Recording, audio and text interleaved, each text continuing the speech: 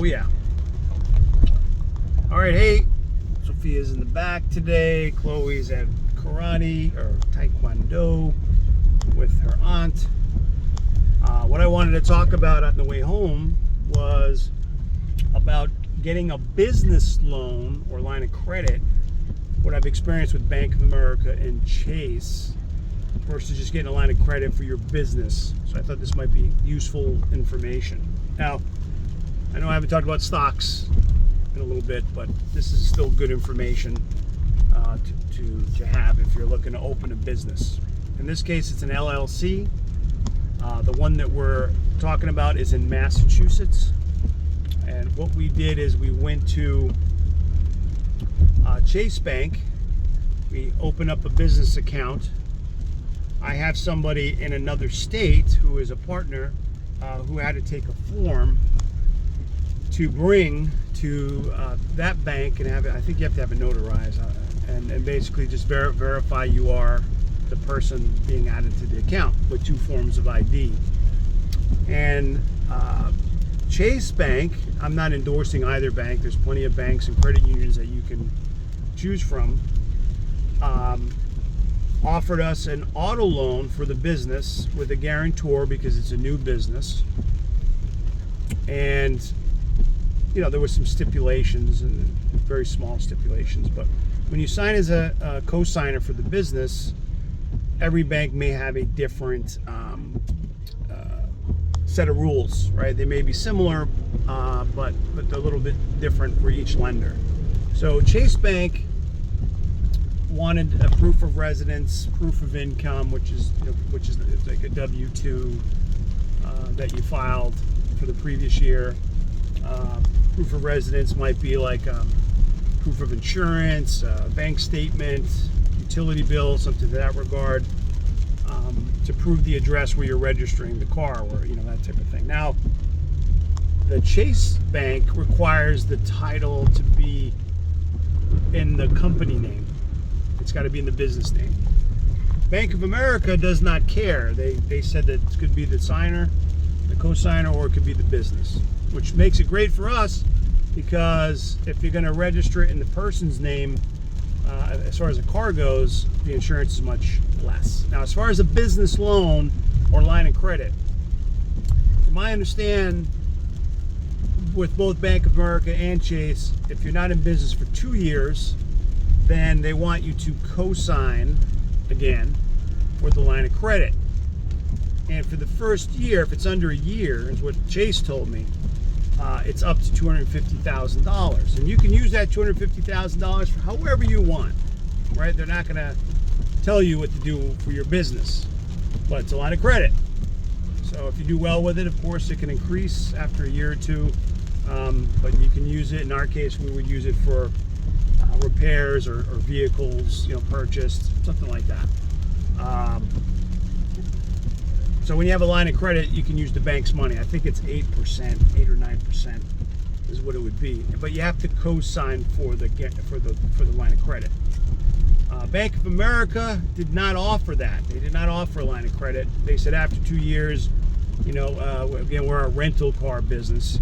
So they said, yeah, we don't, it's probably different for different businesses, but they said we don't really have any products for rental cars. We do have a credit card that we give you, and it's after 2 years. So not really that attractive, although their loans were a little bit lower, and easier, less stipulations.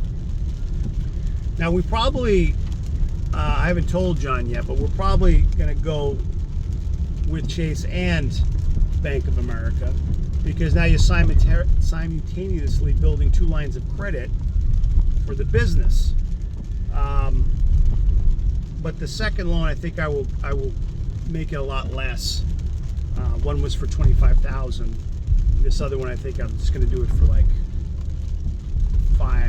maybe 10 grand, around 10 grand or less.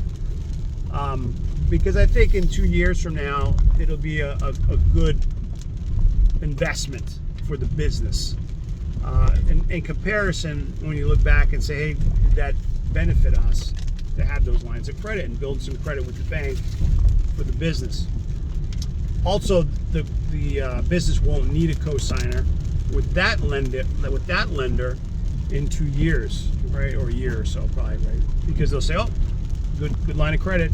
I have not registered with Dun & Bradstreet, if I'm saying that right yet. I don't know the details, but I know it's important that you do that, and I am going to do that over the next week.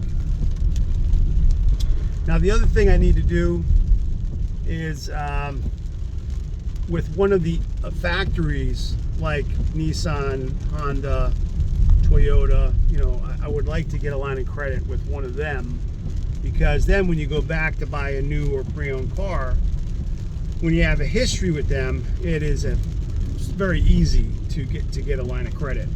Now, I will probably do that because I have a loan with Nissan. I have a lease, actually, that I can use for leverage when I go to do it for the business, and I will co-sign for the business.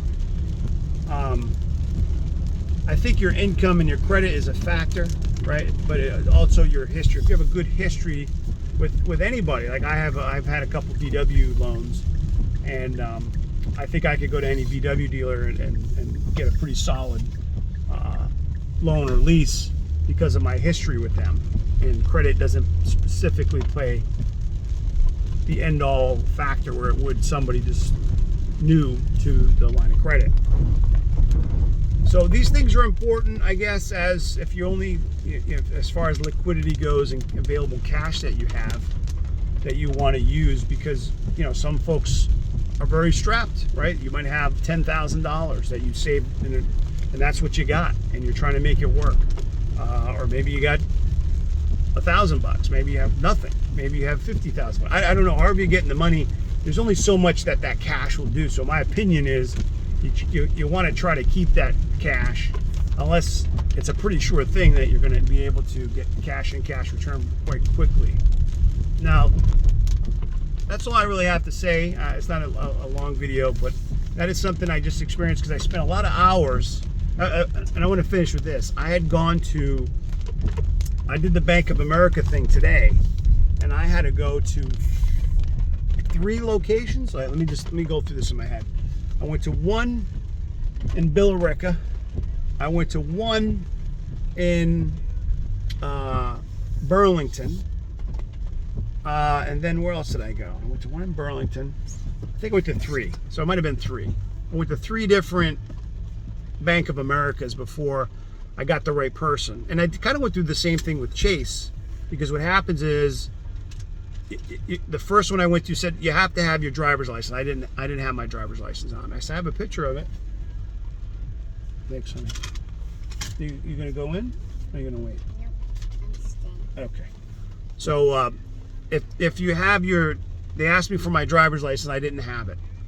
I said I had a picture on my phone. Sorry, you gotta have it. I'm sorry. The first one said you need to have your tax EIN number, the letter from the IRS. I didn't have it physically. I forgot. I kind of actually was able to access it PDF in my phone, but I ended up going to another.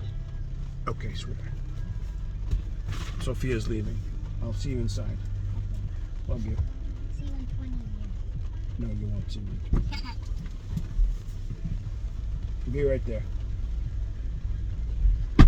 The second one said we need your driver's license. That's when I said, well, I have the EIN letter. She goes, but you need your physical driver's license. I was like, okay. I mean, I have the picture of it. And they said, nope.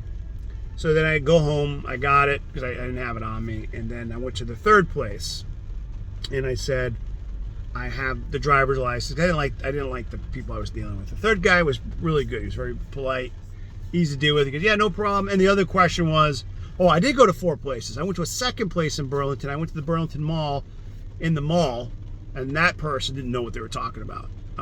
She's like, oh, you got to do a 3-way call at the same time. She gave me a phone number, and I was like, what? She goes, yeah, that's how you can kind of get your person that's in Texas to get added to the account. And I was like, that doesn't seem right. So the fourth person I talked to said, yeah, no, I'll just give you this piece of paper, he'll get it notarized and go down, he'll sign it in front of a notary, go down to the bank, verify who he is, and get added to the business account.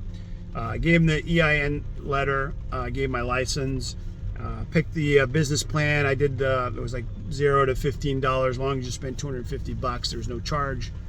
Monthly fee, I think it was $17 a month if you didn't. Maintain at least 15,000, I think it was. No, 5,000, or spend $250 a month with your debit card.